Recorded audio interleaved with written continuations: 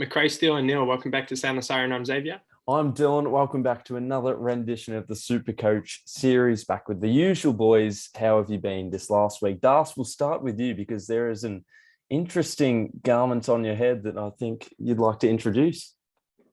Yes, we have the Big Mac beanie going. So that's exciting. We've got the Big Mac beanie. And yeah, I've been all right, mate. I've been all right. I've been working a fair bit recently, but SuperCoach hasn't been all right, to be honest. Yeah. Save, how about you? My week started really, really well. I had the vice captaincy on Gone, so that was it was looking really good towards the start of the week, but I finished with a score of 2,284, which put me up almost 12,000 in the ranks. So season rank is up to just a tick over 18,000. So yeah, it was a pretty good week all in all. Just before I shift to you, Das, Save, unbeknown to me, I actually played you in one of our leagues and I was supporting your decision of making Gone vice captain to help you. And I had no idea. So yeah, I was to my own detriment. Yeah. I was wondering if you were trying to play me a bit, trying to No. get me to make the wrong decision, but worked out in the end. Yeah. Das? Yeah. It's not great. I had another bad week. I dropped a fair bit. I think I lost most of my league matches. So yeah, it's been a rough last 2 weeks. I don't know what I'm doing wrong, to be honest. Yeah, well, I scored 2,180, and for the position I'm in, I actually increased by 6,000. So I've had a very rough year. And let's just say that one of the pods that I selected has not benefited me. So who are your villains? Say, we'll come back to me. I know you'll know who it is. My villain is pretty much the whole of Sunday. So like I started out, as I said, really, really well, had the captaincy on Gone, had everyone playing well. And then on Sunday, I had Cripps get injured. Mitch Hinge got subbed off. I had Rao underperformed, only 65. It was just hit after hit after hit. And then a lot of highly owned players that I don't have also played really well, like Gresham and Jared Witts as well. So the whole Sunday was just a massive loss. Das is having a bit of a chuckle over there, and I'm a little curious as to why. But who are your villains, Das? Just laughing at how bad my team is. I've got Tom Stewart didn't play, which was lovely. And then from that, I decided it was between DeConing or it was DeConing or O'Driscoll for who goes on the field. And I chose DeConing. Yeah. So, as you would. I feel like that's just... O'Driscoll had a good score in the preseason game. So I actually did back him in, but I wasn't sure if he was going to play a good amount of time because Freo have been tended to rest a lot of their players that I have in my team. Yeah. Hinge injury didn't help. Josh Kelly has been frustrating for me. He hasn't had any big scores. I don't know. It's just not great. Zach Butters again, 57. Cherry 46. So all my riskier picks just aren't landing, and it's not helping. Were there any heroes in the mix? I had the vice captaincy on Jack McRae, so that helped a lot. Okay. That pretty much recovered my score for the week. But other than that, Dacos, which probably we're all going to say, Will Brody 135 was really handy as well. But yeah, not much going. Yeah, I had Jack Steele. Luckily, I had McRae's vice captain. And then Jared Witts, 154. He was the big performer of that game, as I kind of expected, considering Carlton had a lack of ruckman and big men. But Luke Parker, 39 on the weekend, and that has severely hurt me. Rao, as you stated, Jake Bowie with 47, Paddy McCartan, 55, the Hinge injury, and then Zach Butters, also Stevie Cornelio. So it's been a rough few weeks for me, but there's always time to turn it around, although I'm probably focused on league now. I think it's safe to say. Yeah.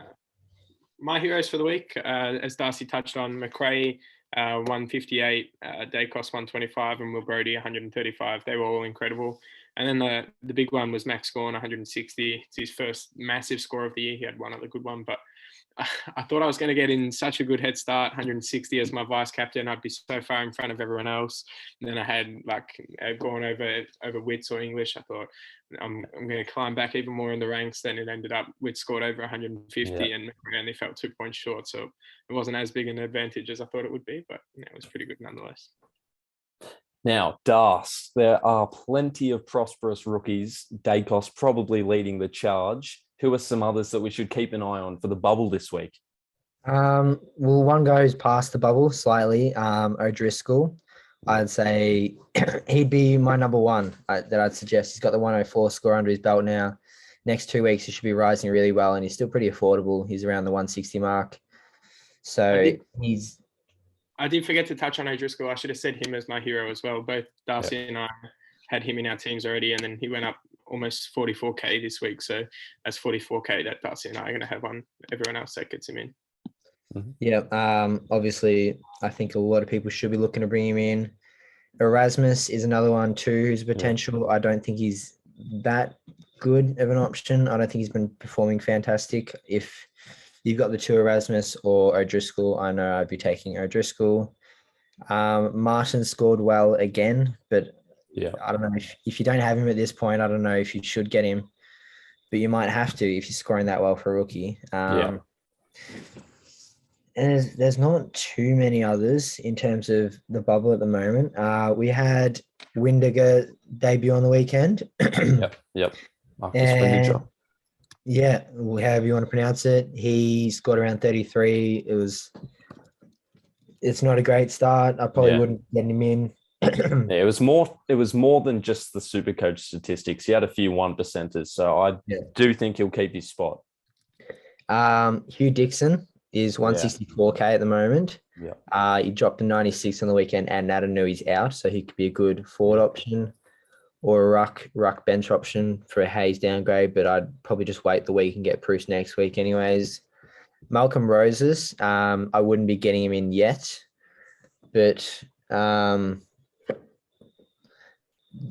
he got 74 in his first game, and he's a forward, and he's 130K. So watch him next week, and then you might be getting him the week after. But other than that, there's not a whole heap, particularly on the bubble. Maybe Sam Skinner, but everyone else has sort of had their initial price rise, who might be on anyone's radar.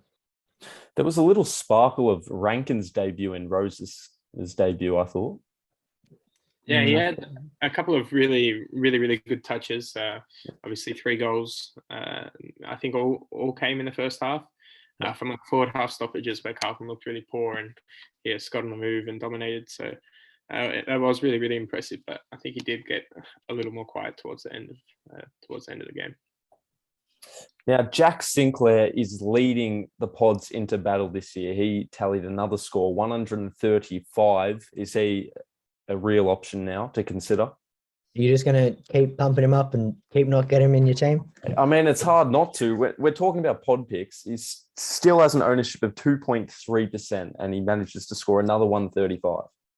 Yeah, he's looking awesome, honestly. He's looking fantastic. He hasn't dropped under 110 yet.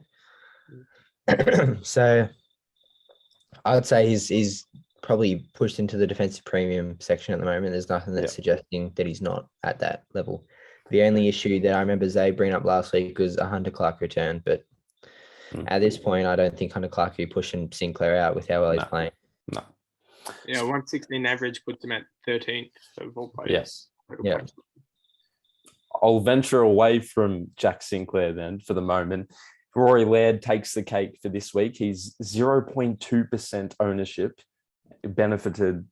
Was benefited 143, managed to score on the weekend. Jaden Stevenson in his first game back, he scored 139. Justin McKinney 137. So they're the top 3 that headlined the bigger scores. And then, of course, there are some other players who score around the 100, 110 mark.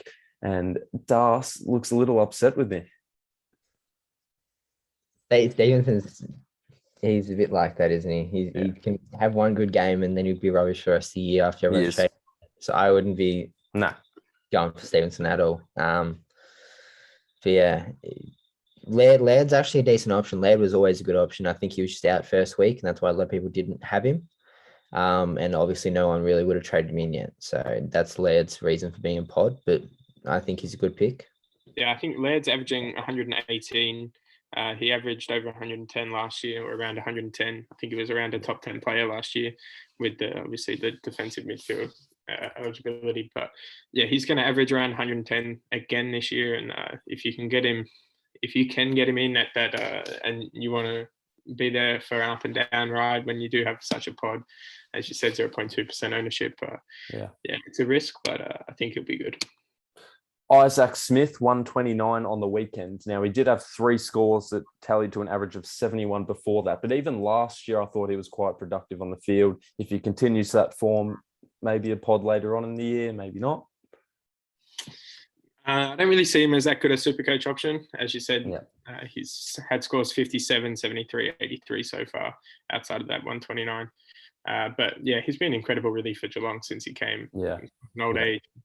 Yeah, he has produced a lot for them on the field. Any other mentions? I don't think Isaac Smith's a great option. He performed well last year. I think he hit around a 5-8 round average of 110 towards the end of the season, but I just don't think he can produce enough. And in terms of I don't really have any other pod picks at the moment. All right. Dave? No, I don't have any either.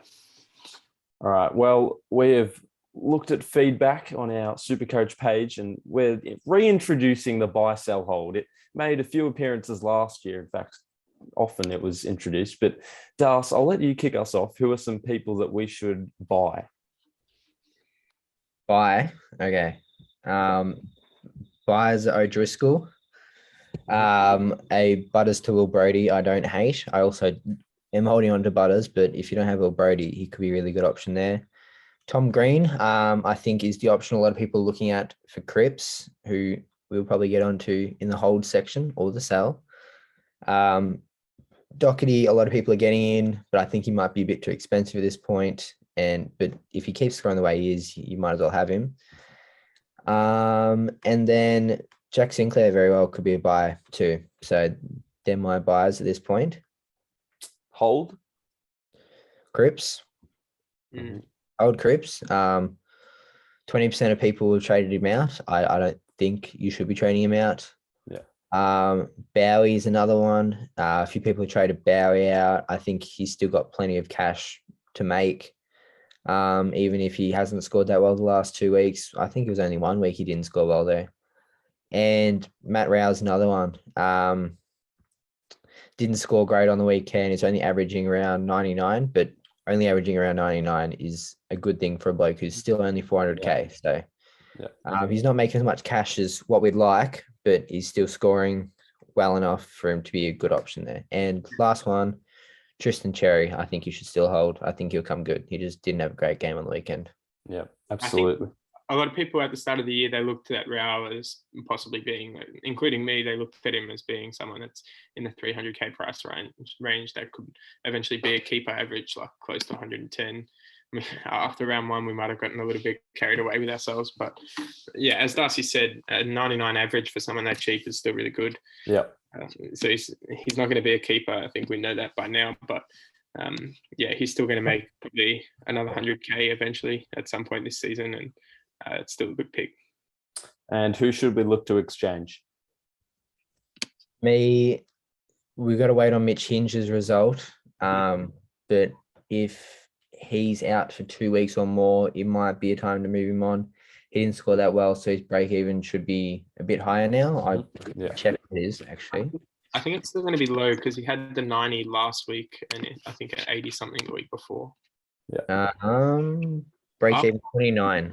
29 is break even. So probably still attainable. Probably 1 more week, but it could be, if he's out for 2 weeks, it could be perfect to go Hinge straight to O'Driscoll this week, make it 100K and run. Butters is a 50-50 for me. If you don't have Brody, it very well could be a good option to go to Butters to Brody, but sort of, I don't like trading premiums, particularly in the fourth line, because Butters should come good. And Josh Ward might be another one. He hasn't scored anywhere near what you'd expect of a player who was 180K to start the season. So he might be one to move on to O'Driscoll as well. If you had to pick out of Ward and Hinge to move to O'Driscoll with us, who would you pick? Depends on Hinge's diagnosis. Yeah. Hinge's And out. availability. 2 weeks? I think 2 weeks or more, I think, is where I'd trade him. Yeah. But if it's only missing 1 week, then yeah, I'd hold him. Now to the trades. Save, I'll start off with you this time. Are you thinking of using a trade boost yet? Or have you used one as of yet as well? I used one in round 3. I got in Hewitt, Cripps, and Cherry for a couple of bums. But that it worked out really well for me, I remember. So other than obviously Cripps' injury this week.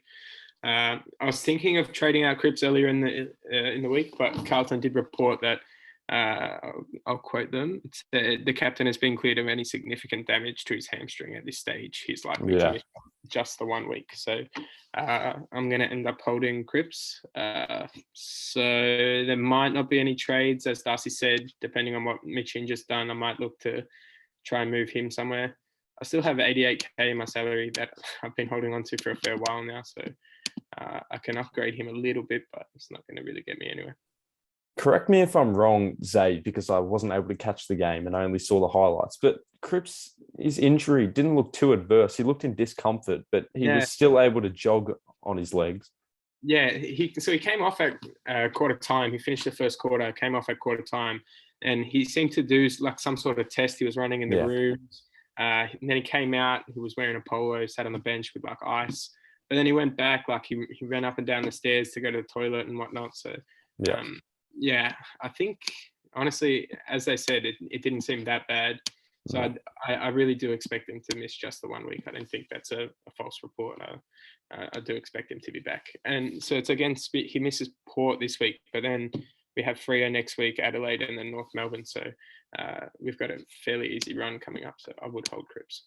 And again, on Cripps, Das, you did suggest on the SuperCoach account earlier today that if you did need to trade him without bench cover, it could be an option. But what do you think about trading him and picking him up later on in the year at a cheaper price? I don't think you're going to get much cheaper. He's still not expensive by any means. So I don't think that's a fantastic idea. I did see someone comment that. I don't think that's a very good idea. If he's only missing the 1 week and you want him later in the year, why waste a trade or two to get him out and back in? So I think if you want him in the end of the year, you've got to stick with him now. Mm-hmm. Yeah, I think Cripps has incredible ability. I think I read like over the last 4 years, he leads everyone for scores over 150 or something along those lines. So even this year, he had a 162 in round 2. And then he takes one of those scores, and first game back 162, he scores that. And he's not dropping anything in price really. So yeah, it's definitely a big risk that I wouldn't be willing to take. Yep. Yeah, for sure. Any other notes, boys, that you'd like to mention? Das, your trades. Apologies. Yes. So my two, I don't like them, but I'm thinking of Butters and Ryan moving them out because they haven't been performing up to what I would like. So if I were to get rid of Ryan for Hewitt, that gives me 503K in the forward line to pick someone up, which could be a Luke Jackson is sort of what I'm thinking at the moment. But Jackson, definitely a pod team you've got going on, I think, does. Yeah, I know, but I don't know. I don't know if I like the trading the premium thing. So that's sort of my issue with it. But I think Jackson could score well throughout the year, and I can use him to swap with Tim English in the ruck, which could be handy some weeks if there is injuries or whatever. But yeah, that's pretty much all I'm considering trade wise is Butters and Ryan out, bringing in Hewitt and another forward. But I don't think I'll end up doing that, to be honest, in the end. He's progressing down my path, Zave. But are you not sold on Lukey Ryan, Das? He's too inconsistent and it loses me league games, if that makes sense. Yep. Like he might be averaging 95 at the moment, but that 95 is coming in an 80, a 150, a 70, and a 60. Yeah. So one good score does all right for me for 1 week, but then I'm losing games because I don't have Hewitt, losing league matches because I don't have Hewitt, and Hewitt's scoring better than Ryan pretty much every week. So that'd be my reasoning. I think that might be a little bit the case with Luke Jackson as well, though. Like this year is averaging 107, and I expect him to average around 100. But like even round 3, he only scored 78. Round 1, 88. And if he doesn't get that forward time, that ruck time, sorry, like he has been in the last couple of weeks, I guess. But yeah, he definitely won't average like the 105s, 100, or he's not going to be consistent with it at least. Like we'll see 137, then he'll pop out a 70 the next week. Yeah, I don't necessarily think I'll go Jackson. He was just one in the price range that I might consider. But yeah, I might use the trade boost, and if Hinge is out for a while, I could go Hinge down to maybe Skinner or something like that, and then I'd be able to afford a Heaney or pretty much anyone in the forward line, a Taranto maybe. So could go along the line, something like that. The one other trade that I was considering, Dust, You're right. was Jack Hayes to Braden Pruce, but obviously that's not going to happen anymore. He didn't know Pruce has been rubbed out, but as has Ryder, so Jack Hayes is probably going to come back into the team and have a really friendly role once again. So he's still got more to make. That's my plan for next week. I'm hoping Hayes will make enough money, so then Hayes to Pruce will gain me 10K or something like that. Yeah. Well, it's time for me to move on from Luke Parker. It was a fun experiment, and it definitely hasn't paid dividends. So I'll move on from him. I'll consider trading Ryan out. I'll bring in O'Driscoll. I need George Hewitt. And then that leaves me about 574K for a defender or a midfielder. 500 and how much, so 74. Did you end up having Neil?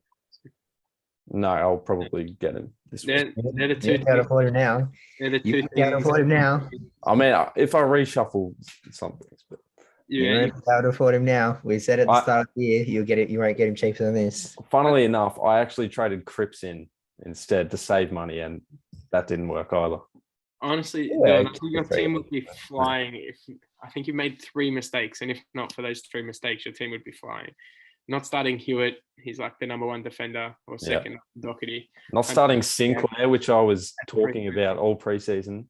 But I think the other 2, not starting Neil, he was at a discounted price, averaging 143 for the year. That's ridiculous. Yeah. Starting Parker over him, that's cost a lot. And the infamous Ligo captaincy. Yeah, that I don't think we mentioned that last week. I was attempting to shy away from it. I think I might have slipped it in there somewhere. Okay. Well, for those who don't know, Saligo accidentally was my captain, and he came on for about 8 minutes and scored 17. So not a bad 8-minute phase there, but definitely wasn't helpful. Yeah. But it's all right. You could have had Aiden Bonner. He got 9. He's averaging like -2 at the moment. He got -5 on the weekend. So could be less. There was someone in our, I think Fitzy maybe in our league. He fielded a player that scored negative. So I think that's Bonner. That's pretty funny. Yeah. So it's just a learning curve. We move on and we play for league. That's all right. You're making less mistakes. If we're saying 3 mistakes is your difference this year, it was exactly mistakes last year. So. Exactly. I must say I was definitely made me a bit more wary this week, Don. Your Saligo captaincy. I was messaging the boys every couple of minutes. Has Jack Hayes been named the sub? Has Jack Hayes been named the sub? Because I didn't want the same thing to happen to me. Yeah. Well, that's why I initially made it, and I forgot to check because they said he was withdrawn from the side, and I didn't realize he was actually placed as the medical sub. So that's just my fault for not being aware. But would you consider Sam Doherty? I think it's I don't mind it, but it's definitely still like really riskier.